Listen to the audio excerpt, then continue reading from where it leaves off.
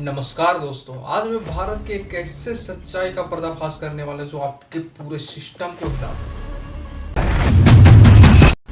कल्पना कीजिए आप वोट डालने के लिए लाइन में खड़े हैं। सुबह का वक्त है, भीड़ है, लोग उम्मीद के साथ आए हैं।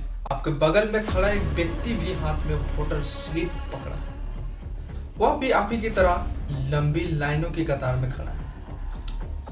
आप ही की तरह अपने भविष्य का फैसला करने आया है। लेकिन होता ऐसा है कि वह व्यक्ति जो आपके साथ हाथ में वोटर स्लिप लेकर खड़ा है, वोट डालने के लिए लाइन में खड़ा है, वह व्यक्ति असल में भारत का नागरिक है ही नहीं।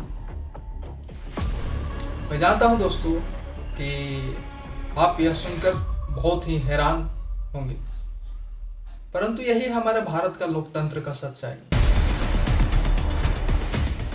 दरअसल तेलंगाना से आई इस खबर ने पूरे देश को हिला दिया है, क्योंकि यह सिर्फ एक पहचान पत्र का मामला नहीं, बल्कि यह लोकतंत्र की जड़ों को हिलाने वाली भयानक घटना है। बताया जा रहा है यह पाकिस्तानी नागरिक पिछले कई सालों से भारत में रहा है। उसने धीरे धीरे फर्जी दस्तावेज बनाए, पहले पहचान पत्र, फिर वोटर आईडी, फिर जब चुनाव हुए तो वह भी लाइन में खड़ा था, जैसे हम और आप सब लाइन में खड़े होते हैं।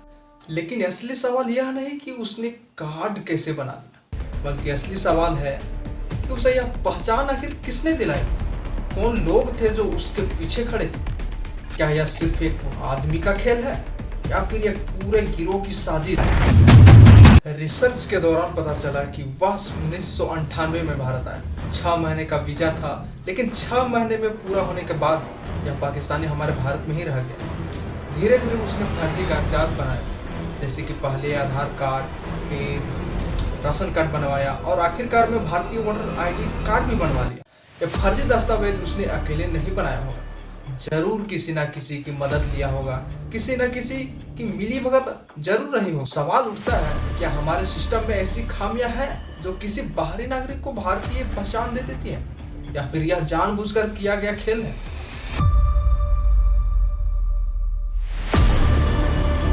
सोचिए, अगर एक पाकिस्तानी नागरिक वोट डाल सकता है तो क्या वह चुनाव के नतीजों तक प्रभावित नहीं कर सका?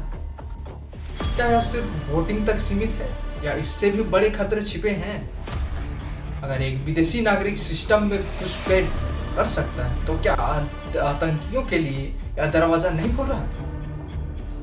दोस्तों, ऐसा करना भारत की लोकतंत्र व्यवस्था के लिए खतरा है और इसके साथ हमारे भारत का राष्ट्रीय सुरक्षा पर भी सीधा हमला किया जा रहा है। यह मामला जितना गहराई से देखा जाए उतना ही डरावना लगता है। एक विदेशी नागरिक हमारे बीच रह रहा था, हमारे जैसे दिख रहा था, हमारे जैसे अधिकारों का इस्तेमाल कर रहा था और हमें पता भी नहीं चला। आज यह खबर सामने आई है, लेकिन कल हो सकता है ऐसे और लोग जो वोट डाल रहे हैं, जो हमारी संसद, हमारी सरकार और हमारी लोकतंत्र का भविष्य तय कर रहे हो।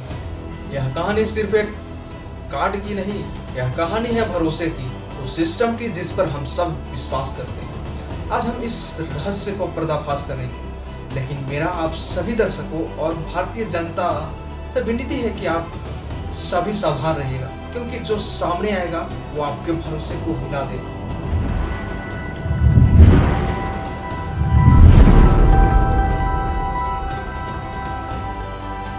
दरअसल तेलंगाना की सियासत में तब भूचाल आ गया जब भाजपा नेता माधवीलता ने दावा किया कि हैदराबाद का रहने वाला फहीद गोंडल एक पाकिस्तानी नागरिक। सबसे हैरानी की बात यह है कि उसके पास भारतीय वोटर आईडी भी है। यही नहीं, वोटर लिस्टों के माध्यम से जानकारी मिली है कि यह पाकिस्तानी सन 2018 से लगातार वोट डाल रहा है। इस विदेशी के सभी कागजात से पता चला है कि फहीद सन 1998 में भारत आया। इसकी मां तेलंगाना की रहने वाली थी, जिसके कारण सरकार ने उसे लॉन्ग टर्म वीजा पर ठहरने की इजाजत दी। लेकिन हर 6 महीने में बढ़ाए जाने वाले इस वीजा के बीच उसने उत्तर प्रदेश से फर्जी कागजात जुटाकर भारतीय नागरिकता के लिए आवेदन कर दिया। विश्वविद्यालय ने उसे कागजात को झूठा बताया, लेकिन इससे पहले ही इस पाकिस्तानी का वोटर आईडी बन चुका था।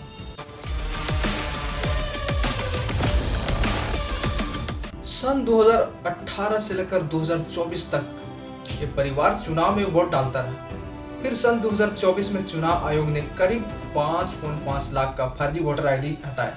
लेकिन सवाल ये है कि इतनी बड़ी धांधली के बावजूद ये नाम अब तक मतदाता सूची में आखिर क्यों मौजूद है। माधवी लता का आरोप है कि सत्ता की कांग्रेस पार्टी, बीआरएस और एआईएमआईएम इस पूरे खेल को संरक्षण दे रहे।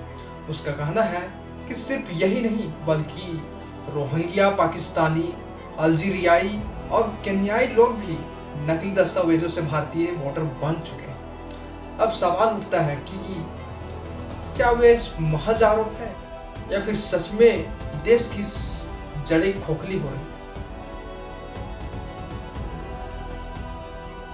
मसला सिर्फ वोटिंग तक सीमित नहीं है।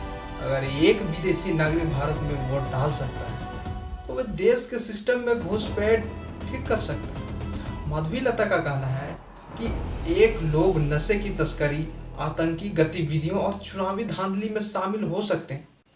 सोचिए अगर ये सही में सत्य है तो या हमारे भारत का लोकतंत्र सबसे बड़ा खतरा में है।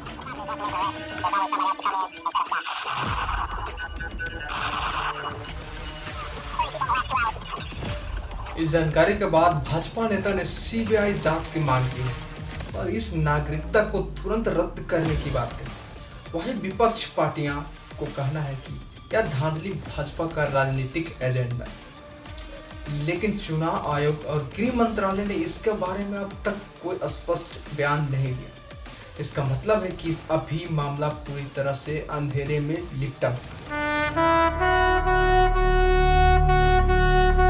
भारत का लोकतंत्र हमारी पहचान की है। भारत का लोकतंत्र हमारी पहचान, लेकिन जब उस पर विदेशी नागरिकों की परछाई पड़ती है तो सवाल उठना लाजमी है। लेकिन क्या यह सिर्फ राजनीतिक का शोर है या फिर वाकई हमारे लोकतंत्र में छुपा हुआ एक बड़ा खतरा है?